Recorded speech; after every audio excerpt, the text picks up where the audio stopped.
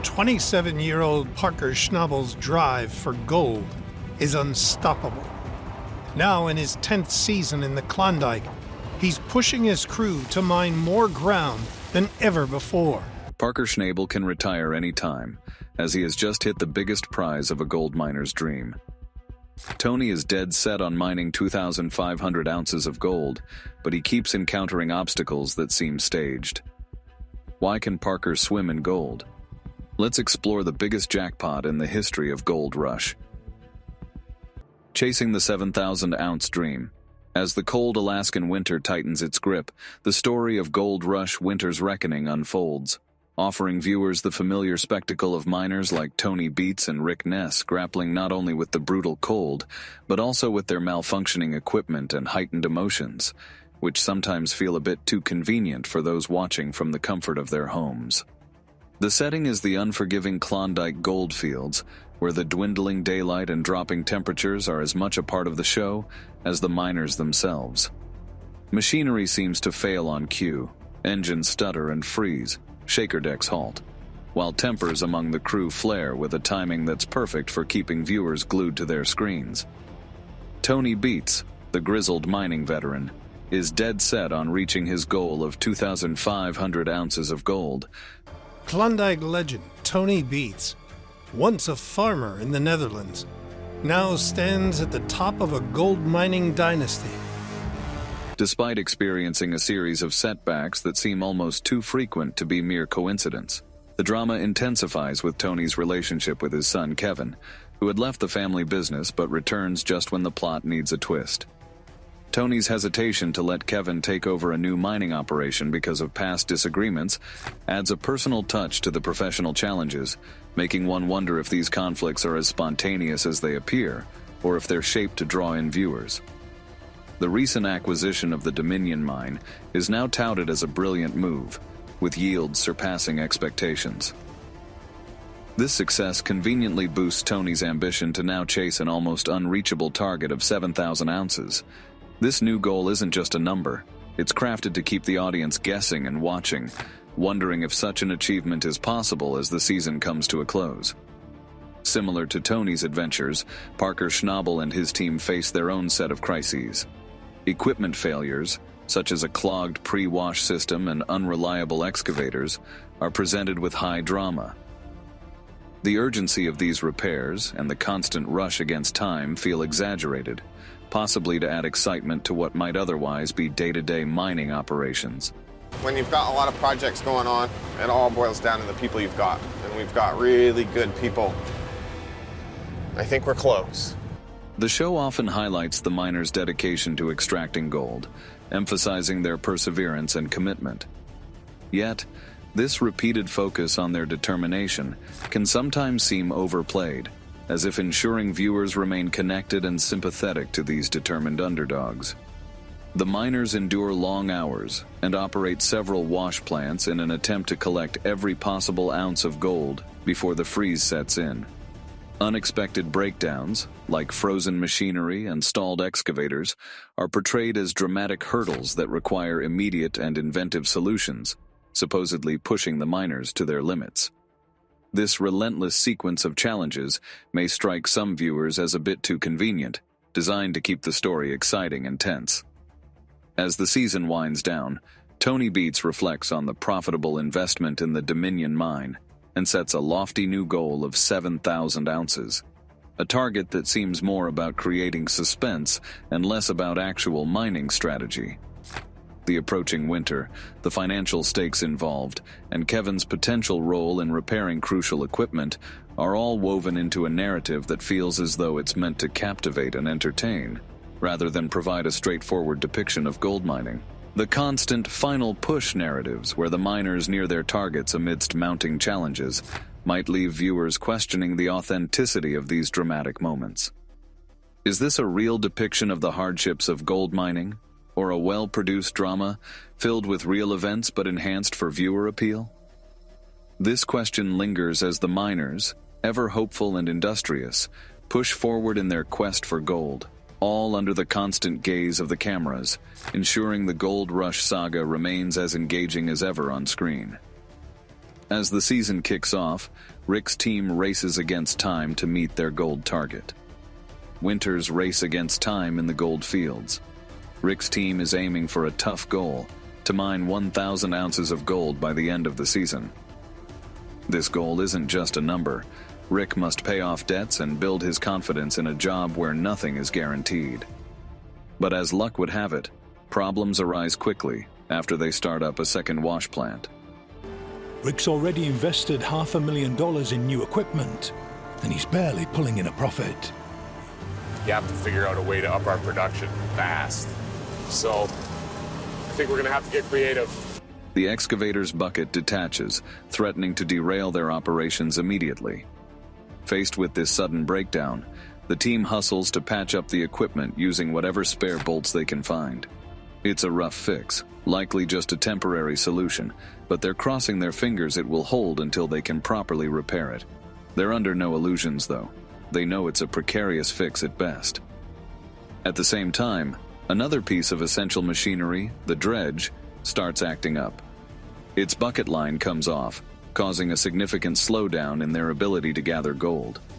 Kevin, who knows the dredge well, tries to fix it, but the old machine is temperamental, adding more stress to an already tense situation.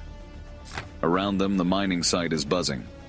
Tony's team is operating several wash plants at once, trying to sift gold from the soil. But they're facing a big problem. They are using up their pile of dirt faster than they can replace it. This is bad because if they run out of dirt to process before winter freezes everything, their operation could be forced to shut down too soon, leaving them with less gold and more debts. The threat of upcoming rain and the pressure of unpaid debts add to the heavy atmosphere.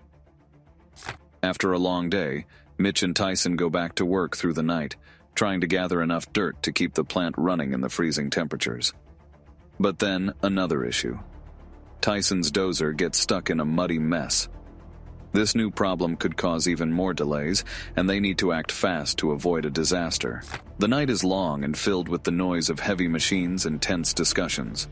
When an excavator gets stuck, trapping Monica inside, the situation becomes dire.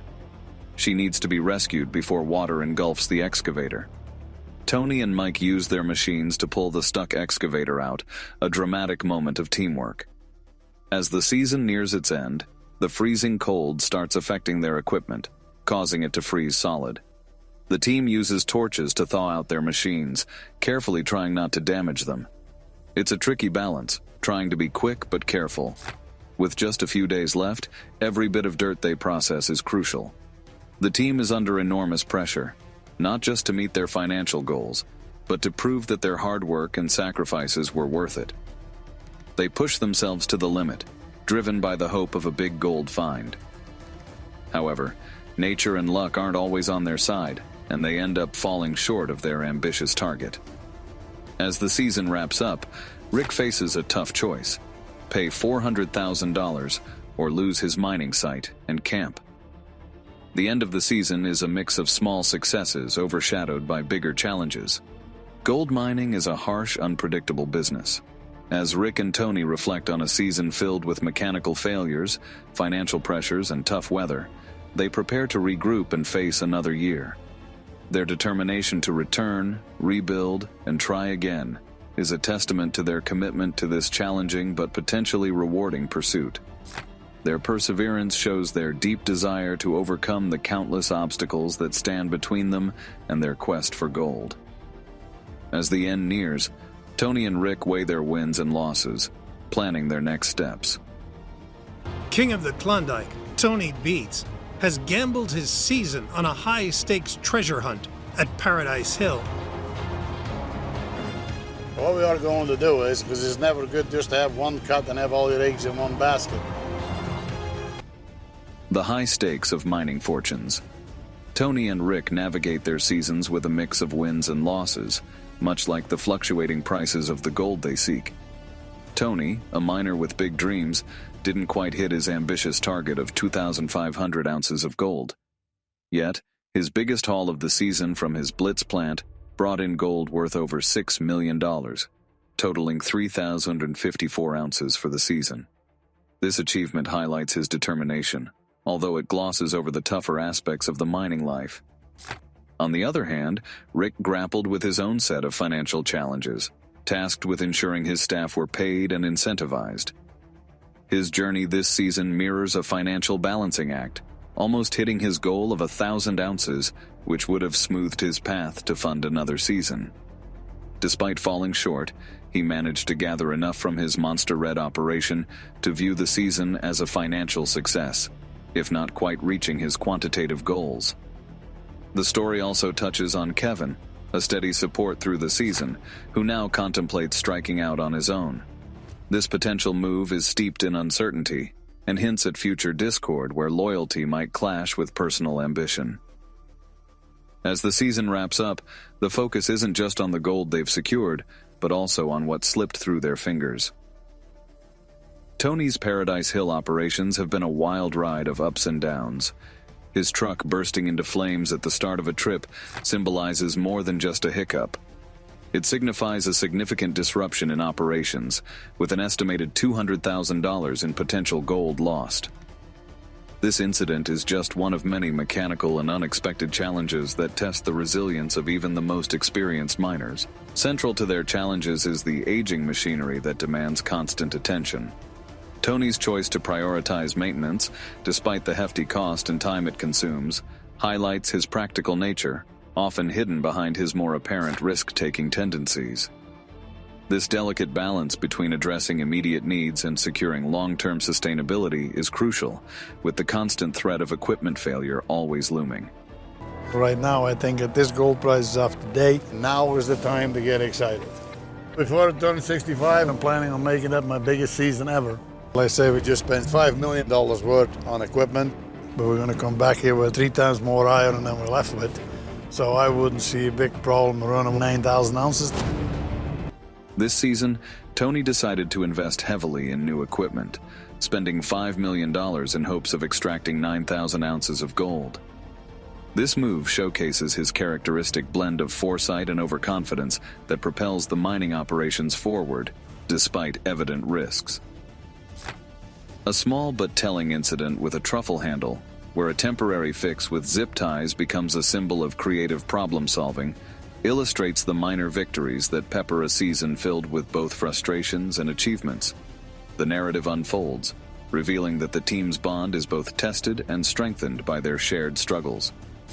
Rick, for instance, managed to earn a staggering $25 million this season, a sum that would ostensibly place him comfortably in profit. Yet the intricate details of his finances, flow of money, debts, continuous reinvestment, paint a more complicated financial scenario.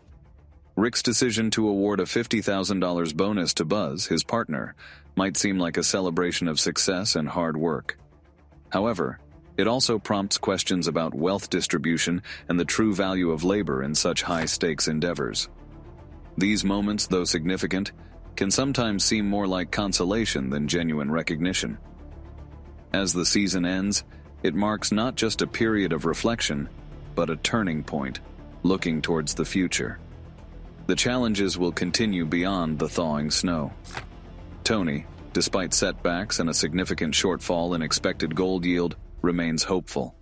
He speaks of recovering, of reaching the 5,000-ounce mark next season. But at what cost? With winter approaching, the teams make their final efforts to strike gold. Nearly 6 weeks into the season, the beats have finally hit pay dirt at Indian River. You know what gold looks like? Yeah. You do? Oh, that's good. Like Mommy's necklace. That's good. That's good. The surprising bounty of the last hole. The story weaves through themes of ambition, endurance, and inevitable compromise. Each season exposes the human elements, hope, desperation, camaraderie, betrayal, that motivate these miners to not only dig deeper into the earth, but into their own reserves of strength and resilience. As another season approaches, one question lingers. When will the pursuit of more gold be enough? The season has been grueling, and it's evident that the miners are feeling the weight of their efforts. Kevin openly discusses the severe challenges the team faces as their gold mining season is cut short. a harsh reminder of just how unpredictable their line of work can be. Their equipment is as battered as their hopes, leading them into a scramble to salvage what they can. In a turn of fate, Tony's crew shifts gears, adopting a method they hope will be a game changer, a strategy simply known as a hole in the glory. Despite the odds, this method proves to be a golden ticket, yielding a bounty that far surpasses their expectations. The outcome is extraordinary, with a total gold haul equivalent to 5,295 homes, translating into a staggering $9 million. This isn't just a financial boon, it positions them powerfully in the competitive world of gold mining. As the season winds down, Rick shifts his focus to mending and preparing for what's next, sparking discussions among the team about future opportunities, including potentially risky ventures into illegal gold mining in Mexico. The season's abrupt end forces Tony Beets and his team to rethink their strategies. They redirect their efforts toward the last few viable spots for mining, achieving a record-breaking financial gain that feels almost surreal against the backdrop of their earlier struggles. This windfall fuels not just practical conversations about the future, but also invites outlandish musings about what they might do with their new wealth. As the climax of Season 14 approaches, the tension mounts. The miners are pushed to their limits, striving not just for gold, but for some semblance of stability after a tumultuous season. Parker Schnabel's team faces a significant hurdle when an accident unleashes a flood, severely disrupting their operations. There are whispers suggesting the situation might not be as dire as it appears, yet the air is thick with urgency as they race against the coming winter. Rick Ness makes a bold move to Rally Valley, drawing all eyes to his efforts. The first week is fraught with tension as everyone watches to see if his gamble will lead to success or failure, potentially setting the tone for his future endeavors. This moment could be a turning point for Rick, shaping his entire season. Meanwhile, Tony Beets contemplates the possibilities that their massive earnings open up. The idea of financing more ventures, even those skirting the fringes of legality, hangs in the air, adding a layer of intrigue to their planning. The team's financial success becomes a cushion and a catalyst for exploring new, potentially lucrative endeavors. This season has truly been a roller coaster, marked by unexpected victories and significant setbacks. The stories of these miners highlight not just the unpredictability of their profession, but also the resilience and audacity it takes to keep pushing forward. As they make their final plays of the season, they face a mix of strategy, risk, and hope. These closing episodes promise to either craft new legends in the mining community or serve as cautionary tales for those who dare to chase after the elusive gleam of gold. In the season's last moments, Tony and Parker face big challenges and make crucial choices. With 2 operations running, Tony's ready to break out his secret weapon. That will be sure nice to get a dreads going. Hopefully we're going to get some gold in the box to help us with our total a little bit. The turnaround tales of gold miners. The continuing tale of Tony Beets grows more compelling as he introduces a new wash plant, rejuvenates an old dredge, and infuses his quest for gold with renewed energy. As the season draws to a close, Tony's smart last-minute choices could transform an old, dilapidated wash plant into a source of profit once again. His strategic moves appear to yield results, offering hope that his season might conclude on a positive note. With each passing day, Tony's efforts to find gold become more determined, and his strategic thinking more apparent. If his plans work out, the old equipment he's been working on might just start turning a profit, proving that his hard work and late strategic decisions were well worth it. This gives him and his team a chance to finish the season with success, marking a significant turnaround from earlier struggles. On another front, Parker faces troubles after an accident involving water. This event raises questions. Is it just a minor setback for his team, or could it drastically change their fortunes? The tension is palpable, especially with Rick Ness making strategic moves that could define his season. Will these tactics lead him to success or failure? Tony's ability to bounce back from setbacks is commendable. Yet, we're left wondering whether his 11th hour strategies will result in a golden jackpot, or if they will spell disaster.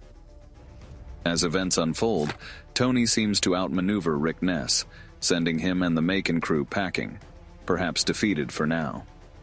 The drama of Gold Rush keeps viewers glued to their screens as the reality of tough mining work plays out. Each decision the miners make could lead them to a big payday or leave their pockets empty. Early in the episode, Tony is hit with a major problem when the bucket line breaks away from the ladder. Despite his colorful language and quick actions to fix the problem, it's an efficient excavator that ends up saving the day. Over in Raleigh Valley, Rick Ness and his team face their own challenges. A tough claim owner and a missing piece for their wash plant slow down their progress significantly. The claim owner demands a whopping $400,000, adding incredible pressure on Rick's crew. With only a slight improvement of 18.76% in their cleanup efforts, the upcoming episodes suggest a desperate struggle for the Macon crew. They are in a tough spot, facing hard decisions as they try to find gold under difficult conditions, including a deep layer of overburden and unexpected permafrost. Early rains make things worse by mixing the overburden with their valuable pay dirt, causing their drum cutter to fail. As the season teeters on the edge, their hopes for a big payoff start to diminish, and family tensions rise over the costly drum cutter, priced at $150,000. As the season nears its end, it's hard not to wonder what will happen to these hardworking miners. Will their relentless efforts be rewarded with a rich find, or will they end up with nothing to show for all their hard work? The road ahead is filled with potential pitfalls and last-minute gambles, but also a chance for unexpected success. The story of Tony, Parker, and Rick is a compelling narrative of resilience, strategy, and sometimes sheer luck. Each episode brings them closer to their ultimate goals, though not without significant obstacles. Their journey is a testament to the harsh realities of gold mining, where success is never guaranteed, and every day brings new challenges. As we watch, we learn not only about the struggles of mining, but also about the strength and determination it takes to pursue such a demanding endeavor. What do you think? Is the risk of gold mining worth the potential rewards? Comment your thoughts below, and don't forget to subscribe for more on their trip.